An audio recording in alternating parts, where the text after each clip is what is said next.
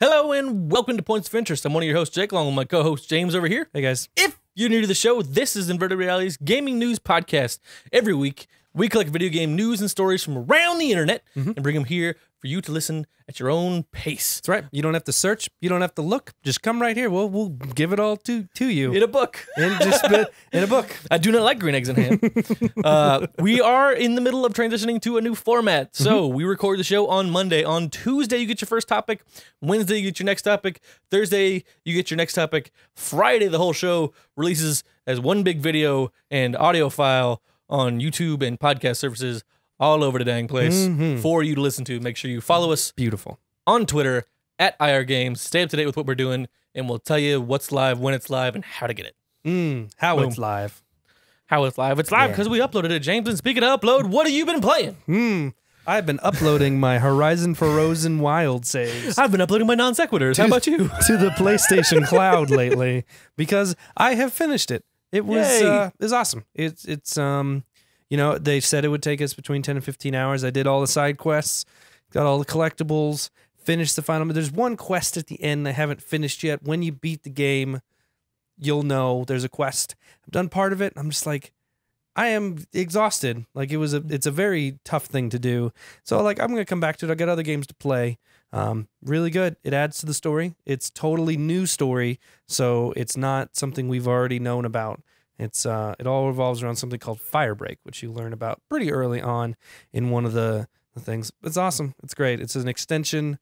Looks beautiful. Mocap's great. I've talked about it before. I'm not going to bore you with it. Worth the money? Way worth the money. All right. I mean, Good enough. I probably am about, I added 20 hours to my playthrough. So, Good and $1 an hour. I fast travel everywhere. I like being able to fast travel everywhere. So I don't like, oh, there's a thing 1,000 yards away. I'm going to fast travel there. I'm not walking that far. I don't want to. I will walk if it's one of those situations where I need materials. Right. Like, all right, I need materials. I'm going to go to where my next destination is and just stop along the way Yep. and hit stuff. It's interesting because you use the new weapons that they have. You're using materials that you weren't using before. So stuff you like had a ton of. So like you probably, like I had a ton of chill water. Like I had like hundreds and hundreds of them. I never used chill I never water. really used chill water for stuff. Well, guess what? You're gonna. So there's like stuff like that that's like, oh, I didn't use this before. Now all of a sudden I'm using it. So it's cool. It helps you to clean up your inventory. And all of a sudden I realized I needed to go farm stuff. So it's a good time. Well worth the money. Really fun. You get to fill in some of the questions you had coming out of the first game. There wasn't a lot, but you get to learn some stuff about things. Very clear that they like responded to feedback. We're like, oh, you guys want to know about that? Boom, here's this. Here you go. So really We got good. it for you. And the nice thing is at the end, if you're confused at all, there's like a section where you can ask a bunch of questions, like a ton of questions. It's awesome. The Horizon Wiki. Kind of, sort of, yeah. It's really interesting. You'll see. So then once I finished that, I picked this up a couple nights ago. And if you don't recognize this lovely game, it is Shadow of Mordor. It's the first not one, War. released back in 2014. And I still had my old save where I was like, you know, the completion says This is not your 35%. save. This is not specifically my save. This is a shot from that's where your head's save. supposed to be, so they don't even know. Jeez. No. Jeez. It's not. But also I'm way past this part. Yeah, so I found my old save. Not that it was hard to find. It's really easy. It's PlayStation. Is where the Pops other up save when you was. load it up. So I jumped back in. I had to Google some of the controls because we were past the point of getting them re-explained to you, right? So like when the guys would get stunned and go down, there's little like sparkles over their head. I had no idea. I like was pushing every button once, couldn't figure out what to do with them. I had to look it up, and I still couldn't really find it because people would put it in PC terms. I'm like, I don't have any of those buttons. That's my X is That's how not. it goes. My X does not do that. My ex is not your I ex. promise. So it took a bit of adjusting, but I played for like 6 hours straight. Like I couldn't put it down. And I apparently have gotten more patient as a gamer in the last 3 years because I was dying a whole lot less than I used to. So it's awesome. I think I'm on the last mission. I don't really know because I felt like I was on the last mission. I've got like all the war chiefs branded. And then I went and like looked at my save file and it was at 51%. I'm like, Well, it makes sense with all the side stuff. I'm you can guessing do. that's like, oh, this is not story completion. This is completion. game completion. So I think I'm almost done. I found a YouTube video where I could catch up on all the cutscenes. So, because I was like missing pieces in my brain. So I went and watched the cutscenes that I've already gone through at this point. So now I'm much more into it. Yeah. So I'm going to hopefully finish the game up tonight so I can start what you've been playing lately. I've been playing Shadow of War. So you little undeleted brother. it. You had deleted it out of rage. I did. But then you forgot to take the disc out. I didn't take the disc out. If I had taken the disc out, I might have done something with the disc that I would regret and have to buy Shadow of War again. But so with leaving the disc in the PlayStation, it reinstalled itself. And I The next time you turn it on. pulled the PlayStation, it was a little notification that says Shadow of War is installed. I was like, well, I guess that checks out. And so I went through and I leveled up my character a little bit more, and I went into the arena at like level 17, I think, Okay. versus my level 18 boss. Didn't beat him first time. Okay. Still was just horribly squashed under Mm-hmm. the insane difficulty. So I turned it down to easy. There you go. Just to Beat get the fight, past. turned it back up to normal, and now There you life is good. Because All right. everything else around the game, like all the bosses I could run into out in the world, Yeah. were at max like level 14. Yeah. And so I was just like, I'm over leveled for where I am. Right. And so I was just, all right, I'm going to beat this part. I don't care. Like stuff I looked up online, people were like, you know what? I couldn't do it. I put it on easy and just moved on. And I was like, all right, I'm not the only one. Yeah, So it's I'm moving interesting. on. But the game is great. Like same thing. Yeah. The gameplay is so tight and so fluid. I have run into the big guy that we saw in all the Mhm. promotional stuff. That's Yeah, the funny stuff with that Bruce the Shark accent. Yeah. Yeah. So he's in my army now, and he'll pop in and give you hints. Nice. So I like captured a dude, and all of a sudden it cuts to this guy like it's one of the cutscenes for a captain finding you, and it's just him giving you like in-game hints. Nice. He's like, That's "Oh, you should awesome. make that guy your bodyguard." I was like, "Okay, I guess I will."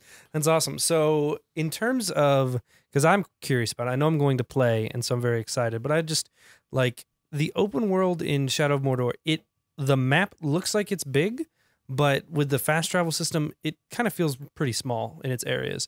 How is like the map and the geography so far in War? Is it pretty big? Does it feel small? The areas I've been are kind of small, Okay. but they're pretty dense. So you start off in the name of the city I've forgotten, Minas something, and so it's like Minas Tirith but smaller, Right. from the movie. So it's a city, so there's buildings everywhere. It's not huge, and so you go to the next part, which is like an orc camp Mm-hmm. thing. So there's orcs and stuff popped up everywhere. So there's not those big open fields we had Yeah. in Shadow of Mordor. I've moved past the city, and there's a few more open spots, but still not as open. So it's like they might be smaller areas, but they're more dense with stuff. More stuff to do. So yeah, Okay. Cool. less open space to try and. run What's across. I want to keep harping on this because it looks really pretty and I want to give you time to talk. What is like the best part about it so far? In your 10 hours or so? Yeah, something like that. I kind of dig the leveling mechanic. So like I don't remember how it was in Shadow of Mordor. There because really it's been so there long. really isn't much of anything. You would gain experience, unlock ability points, and Yeah. then you would gain money that gives you other kinds of upgrades. Yeah, That so was here, basically it. so like leveling up in gear, so you get gear from beating captains that are different. You know, if you can find like legendary and epic Right. captains, and so if you beat them, you get legendary or epic gear. Or So not just runes, because before when you beat Captain or War Chief, you would get like a rune you could attach to your sword or attach to your dagger. So this is a little different. you get actual. The runes are still in play, Okay. so you get actual weapons. So you kill one, it pops up, so you can get bows, swords, daggers, cloaks, Okay. and armor. Ooh. And so you'll get runes that you can also attach to those things. So Nice. and you can also upgrade the runes themselves. Ooh. So I had like 15 like health runes, and there's an option that says combine highlighted runes. And so it takes 3 of them, combines them into the next level up. Ooh. And you okay. combine enough, then you combine 3 of those into the next level up past that. So do you get and then attach runes? It those. sounds like you probably get runes and stuff quite a bit more. You do get them quite a bit. because they're pretty rare in Shadow of War. Yeah. Shadow In- of Mordor. All the weapons have different abilities. So I had an epic sword. I don't remember. There's rare, legendary, epic. Mhm. And I think I had an epic sword. It was purple, if that helps anybody. That when you built up to like a combo, it would freeze enemies as you hit them. Whoa, So you hit them, it's like frozen. And I have that's a awesome. like stun ability that freezes enemies, and you just like do really fast hits like Batman when you hit him with the cloak. Yeah. So it does that, except for it's Italian with the sword, and they're frozen. And so it That's was doing awesome. that with the sword, but then I like got up to where the swords I was getting were doing so much more damage that I'd kind of left it behind. Right. But some of the swords have abilities you can unlock like that. And Okay. That's cool. then the leveling mechanic is like different sets of trees, and you can level them up as far as you want without having to touch the trees if you don't want to. Ooh. So It's actual choices. Exactly. And so I was sitting there, I was like, man, I'm looking forward to when I can ride the animals. And I realized it's a whole skill tree that I just haven't touched yet. And I didn't realize. I was like, oh, I got to unlock that myself. Okay, never mind. I'll get it. Cool. But yeah, awesome. Looks I'm like excited. everything is one skill point to unlock. So you just keep unlocking as you go. I So, like it. I'm pretty excited. It's on my list, man. It's the next man up between that, and I'll probably bounce between that and Wolfenstein 2 because Wolfenstein 2 is very visceral and very, very different. I don't think I'll get my brain mixed up in those two games. I feel like I could separate them out pretty well. Yeah, going between Shadow of War and Assassin's Creed it's two big open world games with pretty deep stories. Right. So you kind of got to pick one and stick with it. Gotcha. All right. But moving on to games coming out this week. So, new games coming out this week, to be specific. So, for Tuesday, December 5th, today, if you're watching the breakout, a few days ago, if you're watching the full show, yep. I realized listening to the last show, I was like, oh, we kept referencing everything as today when the breakouts were coming out. Yeah. So, just a little thing. There you go. A little inside baseball for y'all who are listening to the show. If you guys are keeping score at home. Guys keeping score, so we're winning, and that's all that matters. So, for Tuesday, December 5th, Dead Rising 4, Frank's Big Package for the PS4. DLC for Dead Rising. Complete. It's the complete, Is it the complete thing? It's everything. Yeah. It's it's a big package. So DLC 4, you can play as Capcom heroes. Like there's costume stuff for Frank to be like old Capcom people. Maybe Mega Man? I think so. I mean, I can't imagine you wouldn't be able to. I think there was that is Capcom. Like a little blaster you could pick up in Dead Rising that just shot like ping pong balls essentially, and it would just knock zombies over. It's kind of funny.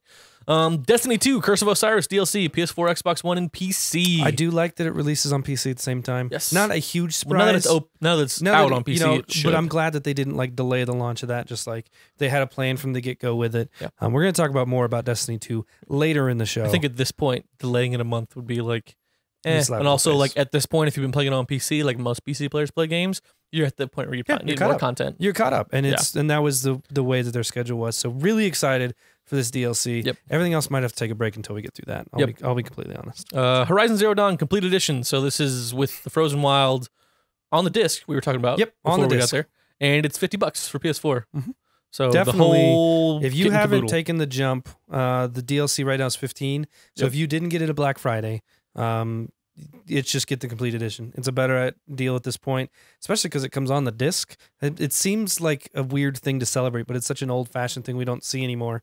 So if you're the person that wants to play this without having an internet connection, this is the one to pick up. So that's out now. Go get it. Justice League VR, the complete experience on PSVR. This is a cinematic experience. Yeah. I looked a little bit about it.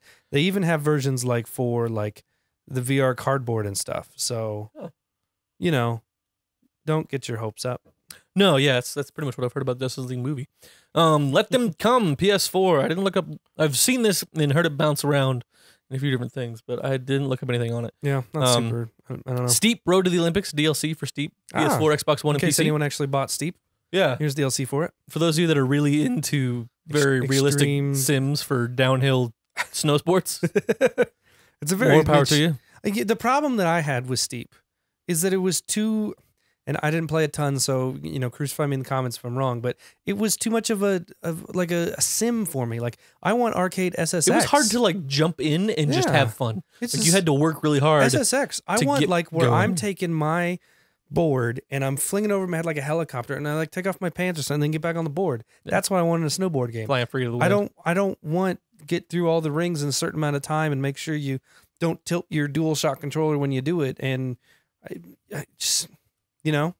So that was just me. Yeah. The Walking Dead, the Telltale series collection on PS4 and Xbox One. So if you haven't played The Walking Dead yet, there you go. I mean, complete collection. Yep, there you go. It's all there. They've started. I feel like their episodes are releasing quicker over the last few years. Like I felt like their episodes used to be really stretched out. Times of release dates, I feel now they're really clustered together. So that's nice. Wednesday, December 6th, A Hat in Time, PS4 and Xbox One. No clue. This one's been kind of an anticipated release. I watched a Let's Play on it, and it didn't grab me. Yeah. So if that's your thing, hey, there it is. I got you. Speaking of if that's your thing, Jak 3 PS2 Classic comes out on PS4. Jak 2, the PS2 Classic, comes out on PS4. And Jak X Combat Racing PS2 Classic on PS4 on Wednesday. Don't start thinking, oh man, is it a great 1080p remaster? No, it's not. It's just the PS2 game. Copy, paste, trophies. Put on to, that's what it is. Trophies. So that's the most not bad. part. Those are really good games. But I would have preferred like a remaster. Jak at this 3 point. probably It's being been the best this of those games. this long. Yeah, Jak 3 is pretty good. They were all good. Jak X was Jak like, 1 was hey, infuriating. do you remember that part in Jak 3 that you were really annoyed at the racing? Guess what? It's a whole game now. The whole game. Yay! Gosh. They were more just refined. I played through the Jak and Daxter games in college. And I just remember like sitting there going over the same part over and over and over because I kept dying. Yep. And just being so mad. Well, like but the part in Jak 2, the docks. the was docks, one of the most infamous parts just of Jak 2. sticks out in your brain. It's like, why? Just why? Yeah, so if you didn't No get one a chance tried to this enjoy those, you should at least pick them up. Yeah. I'm not going to, but I have too many things to play that already have 1080p visuals. Yes. Thursday, December 7th, Nintendo Day. Human Fall Flat on the Switch. I think you and I would just have a blast Yes, in this game. for sure. And the Sexy Brutale comes out on Switch It's as well. a graphic novel, right? Or, I believe so. Yeah, I'm pretty sure. That's I've our seen good some friend people play it. TB Plays. If you haven't Yeah. checked him out, Good he's stuff. playing through this game or just played through it recently. He has played through it recently enough. Played through recently. Friday, December 8th, Battlestar Galactica Deadlock for PS4 and Xbox One. I don't know what it is either. So, and Hello Neighbor for Xbox One and PC. This one I do know. Yeah, And this it's one been looks in kinda alpha interesting. Yeah. for quite a bit. We've seen it on PC. So now this is the real version, the real one, the one you're getting. Yep. I don't think it's in beta or anything. I could be wrong, but been an alpha almost long as PUBG. yeah, pretty close. Saturday, because games are releasing on Saturday this week. Loco Roco 2 Remastered for the PS4, because people cared about that. And Monster Hunter World Beta, people actually do care about that. I care about on this. the PS4. So that's going Saturday through Tuesday? Yeah, question yeah. mark? So it goes Saturday, December 9th, starts at 9 a.m. Pacific time.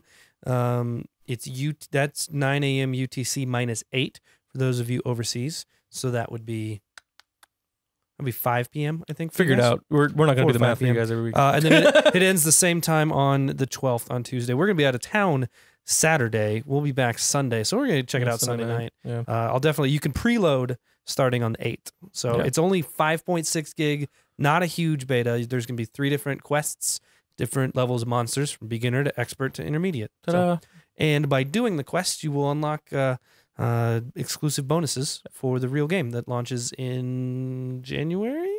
I think you're right. If you're a Monster Hunter fan, there's a video over on IGN's YouTube about 47 Monster Hunter World changes in the next patch, or something. I don't know. Like 47 changes that only Monster Hunter fans are would going to get. notice. Like, I don't know. We didn't watch it because, that is just ridiculous. a little bit of the games coming out this week. There's a link below. Mhm. I missed it in one of the videos last week, but there's a link below that has this list. Oh yeah, And I didn't put them all in because we don't have that kind of time. Free games for, Yeah. for the consoles this I week. always like free games. So for PlayStation Plus, December, this month. this is a very this yin year. and yang here. Yeah, The last so- one of 2017. So Darksiders 2 Definitive Edition. Definitive edition. Definitive. Definitive. Defi- It's like definitive, Yeah. but definitive. It's both great and awful. So Game's really good. If you didn't play it know. before, definitely pick it up. I didn't beat Darksiders 1. But this is it's a parallel storyline. Yeah. So the concept of Darksiders is the 4 horsemen of the apocalypse. You play as War in the first one. This one you play Death? as Death. Oh, that's right. So it's awesome. Yep. They've got a third one coming out very soon. Not very soon. It's sometime next year. Yeah. Where you're going to play as what would be called Pestilence. They didn't call it Pestilence. I don't remember what but it's a female, so that's kind of cool. It's called Pensiveness. So that's really cool. Darksiders 2, that's going to be cool. Forma 8, that's one of the cross-platform plays. I don't know There's anything several about games it. for Um, PlayStation 4. Kung Fu Panda Showdown of the Legendary Legends. This is a really weird like feature PS4 title. We'll I'm not probably gonna try lie. it just because I'm interested. I mean, I'll download it. I'll download it and see it, like whatever the Yeah. cover art looks like. Maybe look at it before I ever actually open it. Right. That's you for you European folks. Mhm. We don't get that, and I'm kind of sad about that because I like that game. Until Dawn Rush of Blood, still available for PSVR if you didn't get it last month. Mhm. Still available to get this month, so get it before it's gone. Even if you don't have VR, but you're planning on getting it, go ahead and just claim it now so Yep. you can have it when you get the VR. It's free. I, why would I you not won't get it? because I'm never going to play it even when I have VR. But that's because I'm a little girl. Yeah, about it's this just an sort of stuff. on-rail shooter. Yeah, with jumps. You should get it anyways. I might. For have money. PS3, X-Blaze Lost Memories. Speaking of Lost and If Memories, phrasing. the PS3. Siberia Collection. Don't know anything about either one of those games. No, we don't. On the no, Vita, Forma 8 and Wanted Core. Mhm. So All right, games with gold. We're adding this to the show since we have Xboxes and now care about now that we sort care. of thing. Warhammer End Times Vermintide. Sure, whatever. You spelled it wrong. December 1st to December 31st. Vermintide. I don't know. Warhammer is kind of an interesting franchise that is. I've seen people not playing often- the Vermintide. It's not game. often used or talked about on consoles. So Warhammer is always one of those like just nerd games. Start off as tabletop stuff way back in the day, alongside like D&D and stuff. Tales of the Borderlands has already been free since the middle of November. Now going through December 15th. They do this weird for Xbox. I don't know why. Maybe just you get new games every 2 weeks. I don't know. And then you've got Back to the Future, the game, 30th anniversary edition from the 16th through January 15th. Yep. Weird. Yep, for the Xbox 360. Child of Eden from December 1st through December 15th, and Marlo Briggs and the Mask of Death for December 16th through December 31st. Boom. Boom. So those are all the games that you can get mostly right now, with the exception of some of the games with God. I realized my hand was out of frame. You can get with games with gold when they kind of come out. Sort of, But up next, we didn't do this last week because it was not here, but Ryan Clements pulled through. He heard our cries of mercy and gave us the drop this week. Yep. So we go over the drop just for fun because some of the translations are funny and we enjoy it. some of these we've already talked about, so we'll kind of breeze through if you're following Boiling along with Bolts this. plays June, a soldier struggling to defend her island against an organization wanting to drain its energy. Her decisions will prove crucial for the outcome of this world in ruins. Hey, James, what kind of game is that? No idea. Yeah, me neither. The thumbnail they picked is weird because instead of showing a person, they showed a blurry ship. There's a person behind that ship somewhere. Is there? Kind of looks like a person back there. Maybe it's just a building with That's with probably not a eyes. great focus point, though. No. Yeah, weird decision there. Chaos on Deponia. Brufus is back. Oh, Oh boy. I recognize that person. There was a click adventure a few months ago on PlayStation Plus. The click and move, click and pick or something. Point and click? That one. That's the one. It was weird. Those games are always weird. We talked about Dead Rising 4. Invector. There you go. Turn up the volume and take rhythm gaming to new heights, all the way into space. Rhythm games. Yay. All the Jack games, Justice League games. Yep. Let them come. We already talked about. Look at Rogue 2. We already talked about. Gosh darn it. I know. We sold ourselves out. Mitch, Berry Challenge. Lighthearted, retro-inspired 2D platformer with a simple controls, challenging levels, hand-drawn animation, and a full soundtrack. That sounds great. That sounds cute. Peaceful. Never end. I wanted to say never mind. Oh my goodness, the description on this thing. Boy. Never End is a roguelike dungeon crawler where you, a simple adventurer, suddenly wakes up in another dimension. Inside this dimension, there is no sun in the world. The whole world is caved in. Enemies swarm you from left and right, and you need to learn how to defend yourself. So it's literally a dungeon crawler because that's all there is. Yep. It's a monster closet, the game. Oh my god, heads. Frenetic multiplayer fracas in which 4 players swing pointy swords, sling explosive pies, and celebrate victory with exuberant aplomb. So is this like a Smash Brothers clone? I don't know. Kind of sounds like Swinging it. pointy swords. This next one sounds awesome. Snow Fortress. Yes! Snow Fortress is a VR snow fort building and battle game. Relive your childhood by building snow forts as you prepare for epic snowball fights. James, we need to get this game. Ooh, that does sound fun. It's interesting We because have a snowball fight in VR. well, because it says PS4, but then it like says VR Snow. Yeah. But either way, that sounds like it'd be a fun thing. Yes. want Square Boy Bullies Arena Edition. Someone needs to teach these bullies a lesson in pain, so why not let it be you? That kind of looks like Meat Boy style graphics there. Yeah, a little bit. Or at least like character. Yeah, like characters. Oh, not only is Steep has the DLC, but it's the Steep Winter Games Edition Road to the Olympics beta. So Boy. you got that going for you. That sounds none of the fun. We talked about other things. That's not English. Cash Cab? Cash Cab is still in the air. Wow. We moved down to PlayStation View, by the did, way. We yeah. skipped all that other At the stuff. bottom, there's PlayStation Music, Cash PlayStation Video, PlayStation Cab. View. Cash Huh. Cab. Well, you What are the know, odds? that's how it goes. Yep. All right. But that's going to do it for the drop. Moving on. All right. Moving on. Next topic. Why does it take so long to fix Destiny 2? Why does it take so long, Jake? I don't know, James. I was asking you the question. I don't know. I'm not a developer.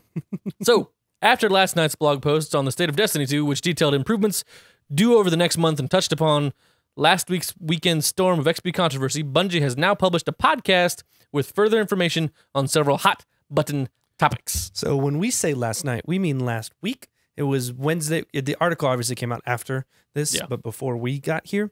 So we talked about it a little bit last week on the podcast. They dropped stuff on Wednesday talking about game plan for the future and just like a brief, like 20,000 foot view of it. They talked about changes coming on the 5th, which is today or yesterday. We talked about changes coming on the 12th, and we talked about changes coming in the new year. So they went with very specific bullet points. They're like, here are all the things we're working on. Here's when they're coming out. Here's when we're going to talk about them next. And it was very well thought out, and I think very important to do.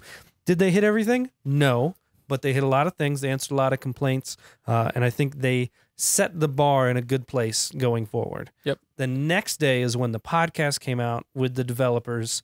Most importantly, Mark Noseworthy, who's amazing. Project lead. He's amazing. Love it. Good guy. So we have some quotes here from Mark, and we may not hit them all, but just some good information. So, quote, what does it take to update the game? Something I've seen online is how is it you guys can fix this one thing but not this other element? Anytime a bug in the live game comes up, we have to evaluate it. There are 3 questions we ask. How severe is this thing? How quickly can we fix it? And when can we test and deploy it? Some things can be fixed really easily. Sometimes they are on the server side, like matchmaking things and the XP issue from last week. We can just change one number and that's it. Something like the host migration issue and the raid boss Callus fight doesn't work that way. It's on the client. Then even if it is just data, it's something like how much damage does this weapon do? It still requires a patch to the data on your Xbox. Or PlayStation. Whatever. If you like playing Destiny the right way. And just because it's easy to fix does not mean it's easy to deploy. One precise example is the bureaucratic walk. It was totally effing up PvP. Trials was about to come out, and you could just sit in a wall and shoot people. So severity is pretty high. A top-tier activity is boned. How easy is it to fix? It's pretty easy. We think. Medium difficulty to fix. It's not hard to code, although we couldn't just pull the emote from the game as it's not server side. But even if we checked all these boxes, when do we deploy the thing? Well, it was a window in the development where we were just about ready to ship on PC. So we were trying to not change anything. When you're about to ship a game for millions of people, you want it to work. So we were entering into a blackout period for maybe a couple of weeks, maybe 7 to 10 days, where we didn't want to patch the game unless it was just tragic, just horrible. End quote.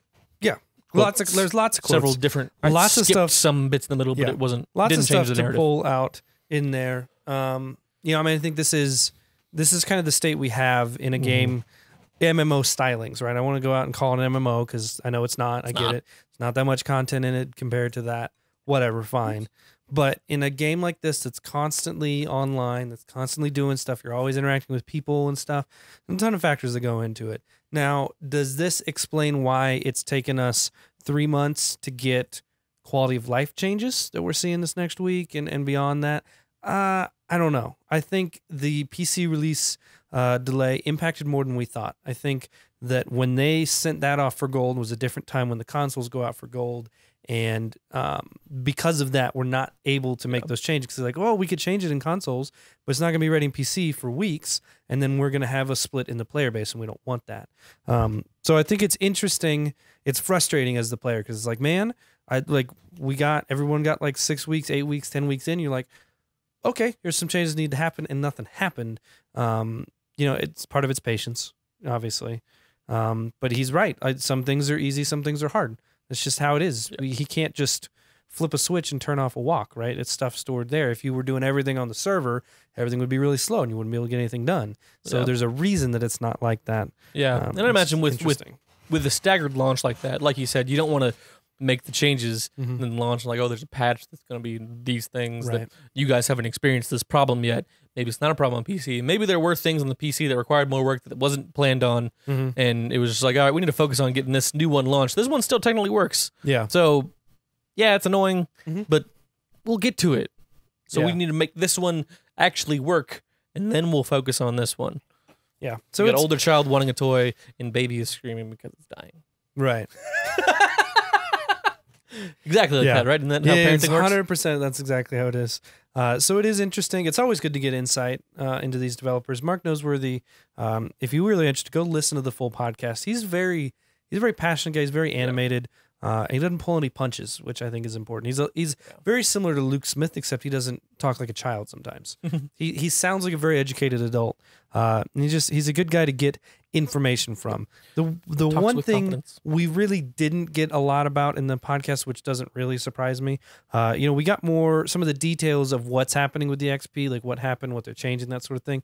We didn't really talk about why it was there in the first place or why they felt they needed to make the change after they were called out on it.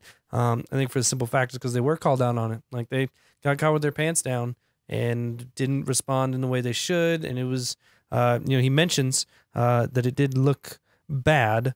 Said in PR terms, you could classify this as breaking into jail, meaning that if we address it, we will get coverage and people will make headlines out of it. People will try and stoke the conversation, which may be antithetical to a business strategy. Haha. But it's probably valuable to talk about because in the absence of information, people will move themselves to believe we implemented the system to F them, to be SE, greedy jerks. If you want to go hear the unedited version, you can go do that yourself. You can't win for losing. I get that. But this should have been like a system. It's like, this is a very deliberate system. And I kind of agree with it. I don't think you should be going out there and farming the easiest thing in the game for 2 hours and getting a bunch of token for a bunch of gears. Is the token system crap? Yeah, It kind of is. And they're going to change that. Fine. But this was a way to kind of circumvent that. And it sucked and it's boring. It's kind of like a loot cave, except it sucked. So I get why they did that. And I actually kind of agree with it. I think if they were up front and been like, look, we want you to play these content. If you play these contents, then you'll get more XP. If you go do this, you're still welcome to do that. It's just going to take a little bit longer to get where you want to go. I think if they were just upfront and honest, either the first time someone brought it up or in one of the streams that we had, right? They always have streams leading up to reveals of stuff. Why not talk about the XP there? Be like, hey guys, we got this interesting thing with XP. This is what we're doing. If it doesn't work, we'll turn it off, but we want to see how you guys react to it. Yeah. And then go. I think people would have reacted a lot better to it. Yeah, I agree. And it took listening to the show last week for me to like really understand how the system worked, because I didn't look that much into it, so it wasn't really affecting me that much. Therefore, it didn't bother me that much. Exactly, because I only played the content that they put in high XP for. Yeah, at the end of the day, because I only played however many hours a week. I just play on the weekends. Yeah, we play where trials. They have everything you want to do that gets you good, like a lot of XP. Yeah, exactly. We go do some heroic events for flashpoints and stuff how like the game is kind of designed to be played. Right. I mean, that's how it is, and I think it's interesting. One of the things they mentioned in the State of Destiny blog that they put up, which would be really cool to be a regular thing where it's monthly or quarterly or whatever. But they talked about they had a line in there that said that they wanted the game to become a hobby that you keep coming back to for more, which is a lot what Destiny 1 was like. And the way that Destiny 2 is built, it's not really built for that. So it's good to see that they're learning. They admitted it kind of in the first part, back in like June or July when Luke Smith was talking about it. He said stuff along the lines of like, look, this is a game that we want you to play and be able to get your enjoyment out of, and then be able to, put down. And so now they're seeing that people want something different and they're adjusting to it. So, I don't know, when you read through some of the quality of life stuff they're doing, do you think like the attention that they've got on this moving forward, do you think that's a step in the right direction? Do you think it's too little? Maybe not enough? I don't know. I think the XP thing is kind of they did get caught in a situation where they should have just told us. Yeah. But I kind of think turning it off was just the wrong decision. Yeah. Just leave it on, say like, yeah, this is how it's supposed to work. We're moving on. We'd rather focus on more important issues that you guys have been talking about. Just play these things if you want to get XP, and don't play these things if you want to get XP. Yeah. Like, play it the way we intended you to play it. We're going to make the changes you've been asking for. Sorry about that.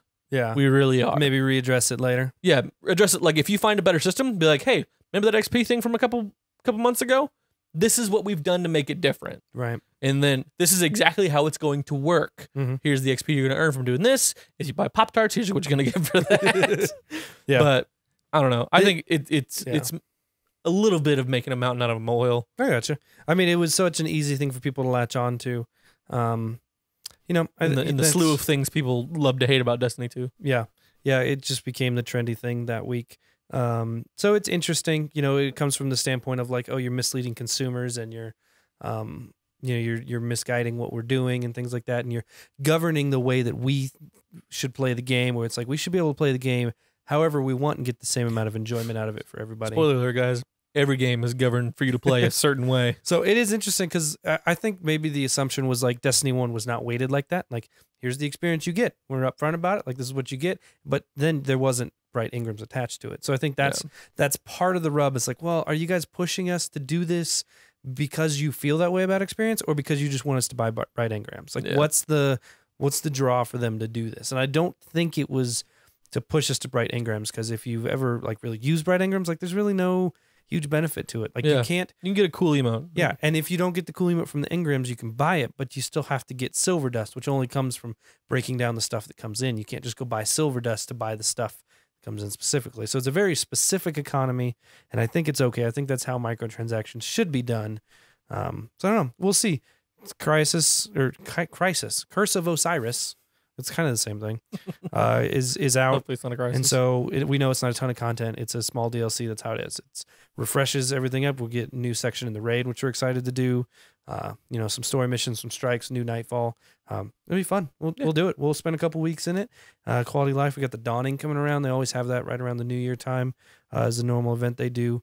So it'll be interesting to see what they do with the small free content that they did, like with Rise of Iron and stuff like that, when they had little events here every once in a while. We'll see. I'm going to bring back Sparrow Racing. I'm sure they will. It was a big hit. It was 2 tracks, and it got 2 tracks, and it was just hard to do. It got a little boring, but it was definitely interesting. So I would love to see some of that return. And I'm sure it will. They've said it will. The emote wheel we've all dreamed and talked about. They're saying like January. So not December, but January. And they say you will be able to equip all of the exotic emotes at once, if you want to. If you do not have the spicy ramen emote, unfortunately, it's gone. It was a season 1 only. So sad, but such is life. I will go on. I've seen it enough to know what it looks like. Yeah, and it wasn't my favorite out of all of them, if I'm being honest. I do wonder how like the emote wheel affects the emote you see in Trials.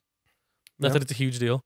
But right now, you can only equip the one emote. And when you're loading into Trials, you just see that one emote. My guessing it'll just be like, hey, this is your Trials emote. Yeah. And the one on the left is your Trials emote. Yeah. So I'm guessing that's what it'll be. And you just put that in. But that'll be cool. There's some really cool stuff coming in. Like I said, they didn't address everything. We're not going to sit here and be Bungie apologists and say everything's perfect and wonderful. There's still question marks about some of the end game and making the activities more useful. They didn't go into a ton of detail about that. But they're adding a new weapon class, sort of, called a Master Key, or Masterworks class, which is basically like an add-on perk to a gun, randomly roll perk, whether it's reload speed or more mag or more accuracy or just something like that. So that's tomorrow. That comes with Curse of Osiris. Then there's some more stuff on the 12th. So should be fun. We'll know.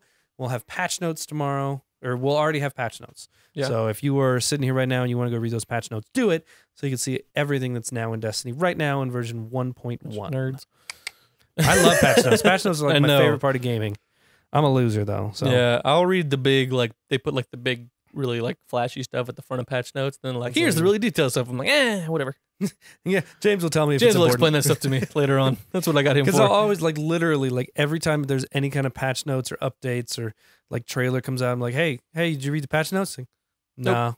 Like, oh, well, let me describe them to you in great detail. And I finish up. He's like, okay. I'm like, all right, my input is so welcomed. Auditory learner. It's wonderful. If I'm gonna read, I'm gonna forget. Yep. Moving on, guys. Star Wars Battlefront 2 is fixed, ish. Not really. Sorry about it. But they have boosted multiplayer rewards. That's true. They did. They did. They had a blog post come out yesterday. Surprisingly enough, they've received negative feedback ever since they had loot crates with in-game advantages. Imagine that. Who would have guessed? So what did they do to fix it? They disabled the ability to purchase crates with real money. So now it's fixed. Yeah. Except it's totally fixed. Except it's not. The biggest change increases the amount of credits earned that after multiplayer matches. YouTube channel Battlefront Updates did a quick test of the update and found that their reward following a match was slightly over 600 credits. Before the change, a competent player could expect roughly half that amount. Another change will allow players in the offline arcade mode to get up to 1,500 credits per day instead of 500. The mode initially drew criticism for severely limiting how much players could earn compared to those playing online. Like they're governing how you want to play the... Yeah, whatever.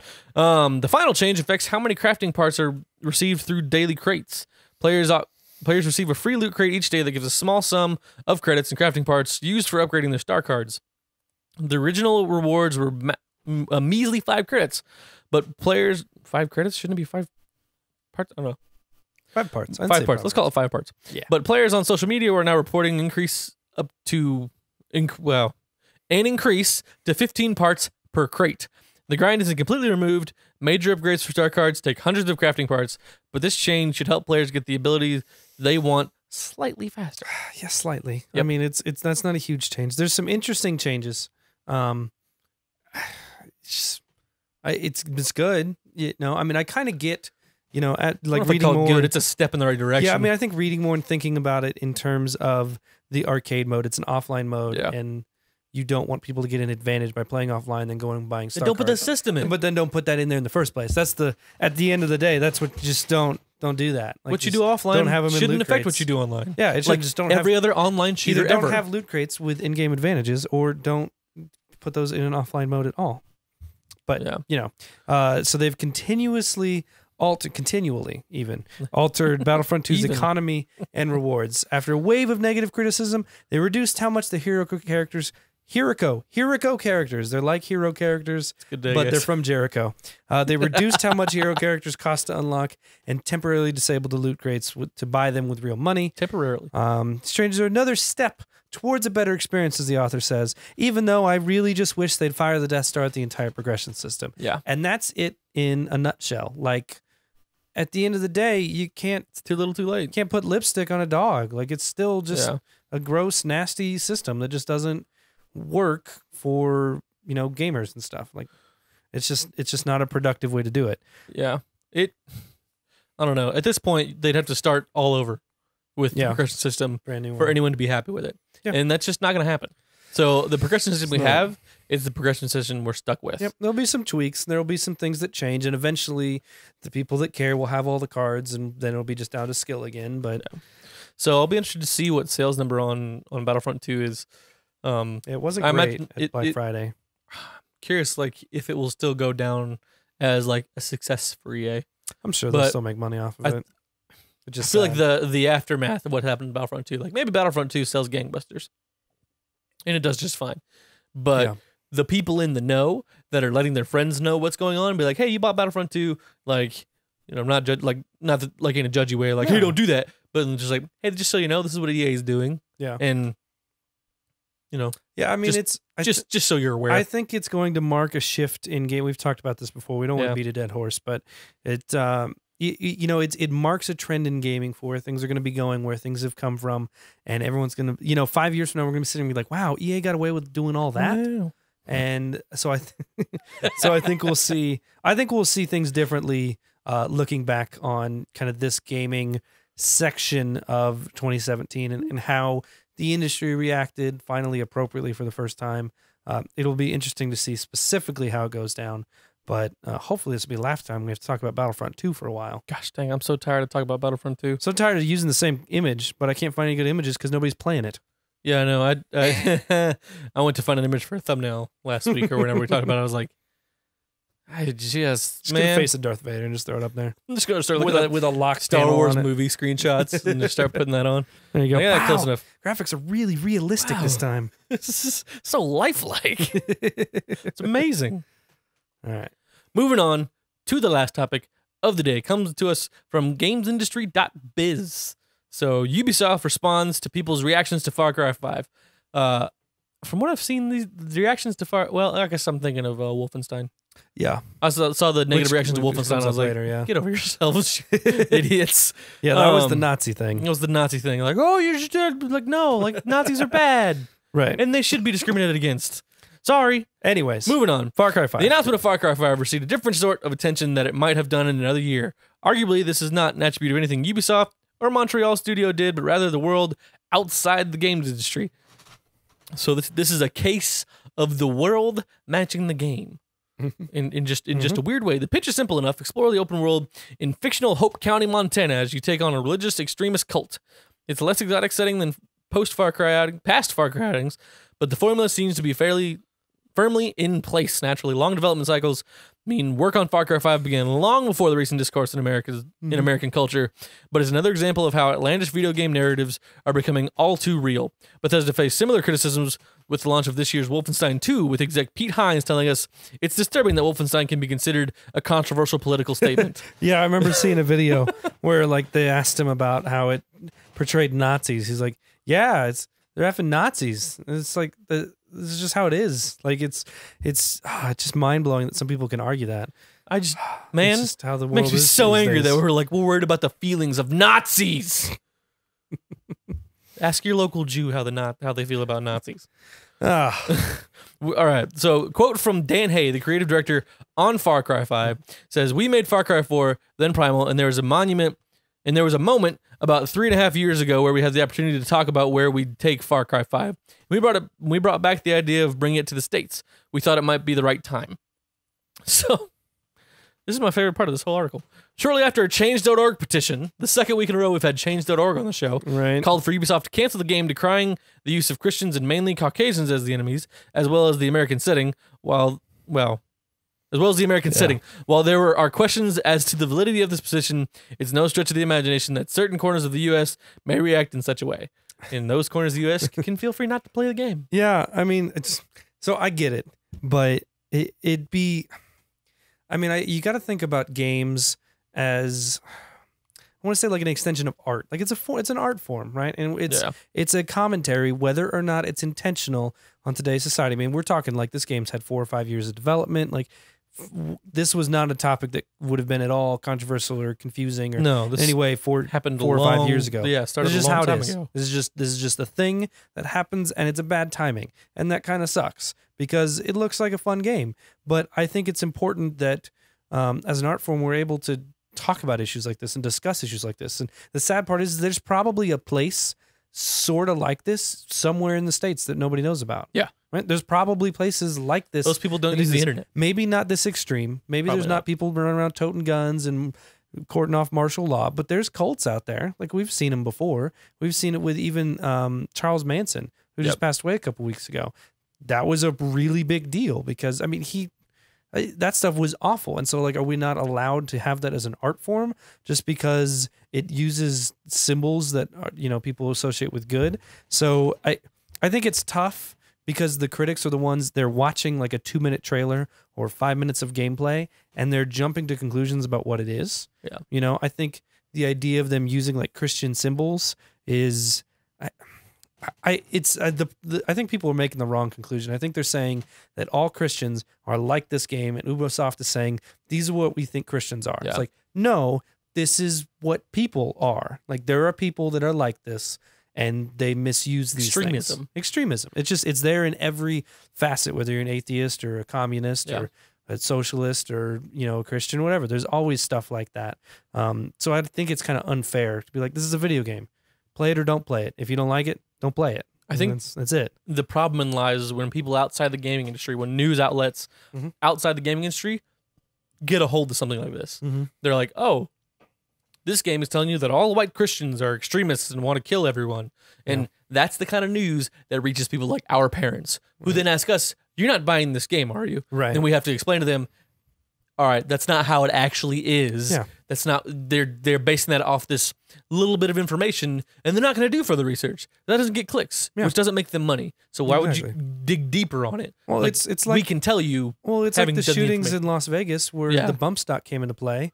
And then I don't remember if it was CNN or what channel it was, tried to show a bump stock on air and like how easy it was to buy it. And then it comes out that it wasn't actually a bump stock at all. And they had no idea what they were talking about. It's just like stuff like that. Like that's all just, those are the kind of things that you're trusting for your news and media. So when it comes to stuff like this, they're looking at a couple images that have a cross in them or people meeting in a church. You're like, oh, clearly this is saying Christians kill people. Yeah.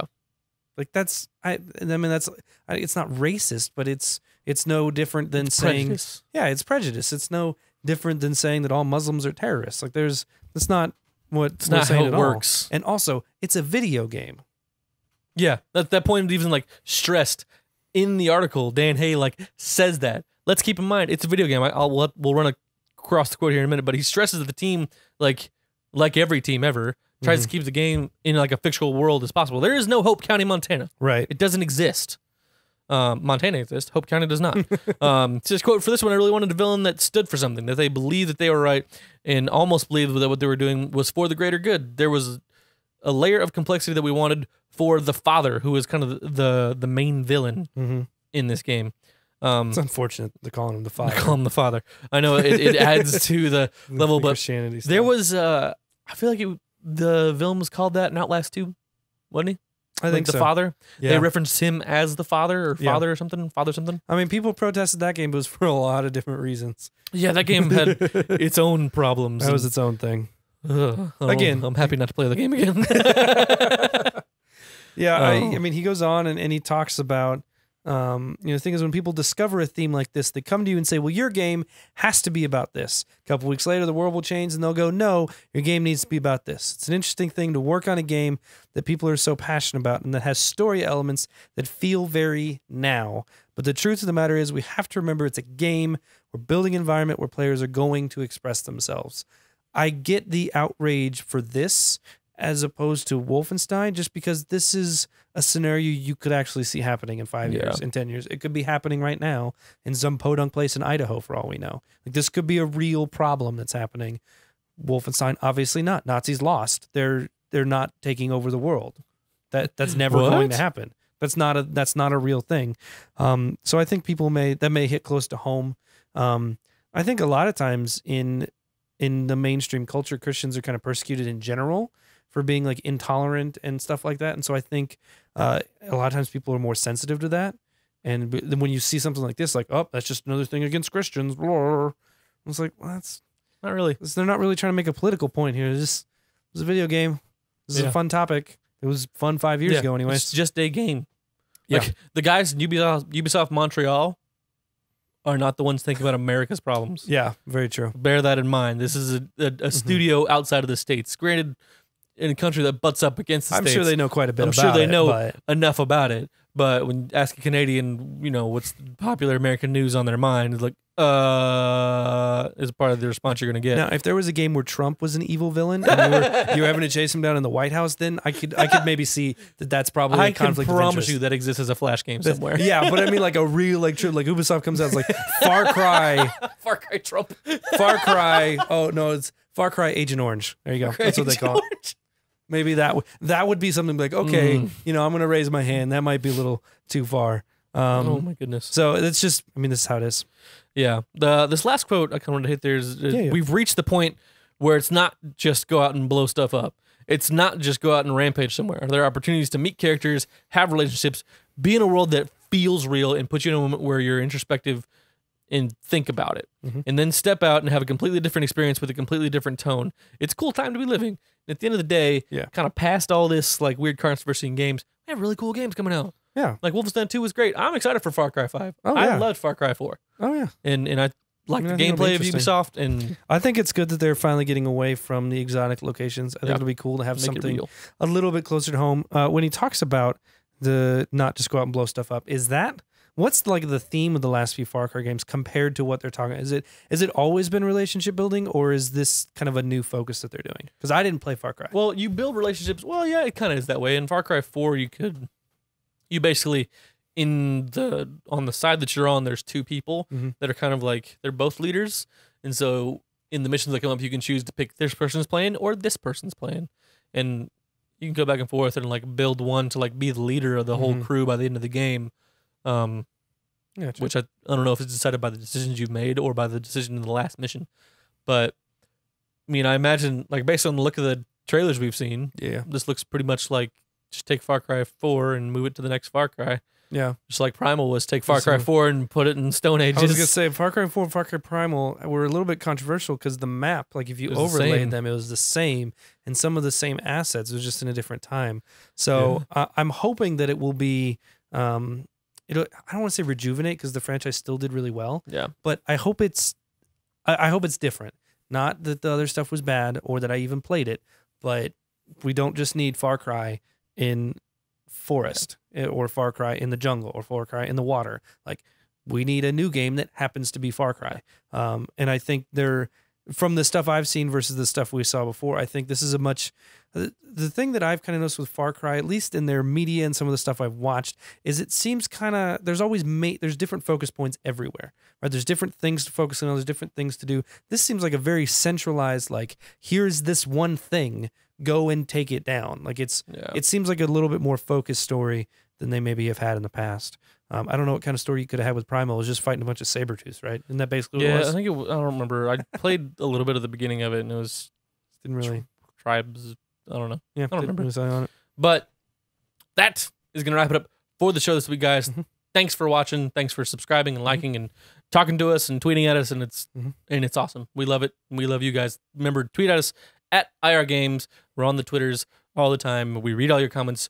He reads all your tweets. Also, we have a debate. We have to settle it. We'll maybe talk about it on Twitter. But pizza, where does it come from? Was it invented by the Italians? Was it invented by the Chinese and then later ripped off by the Italians?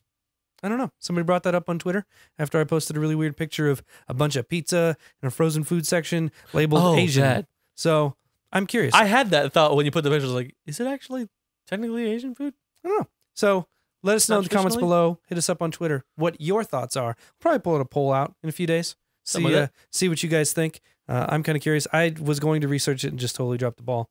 So it's such is life. It was a weird day today. Proud of you. So, all right, guys, that's going to do it for today. Thanks for hanging out. Bye. Bye.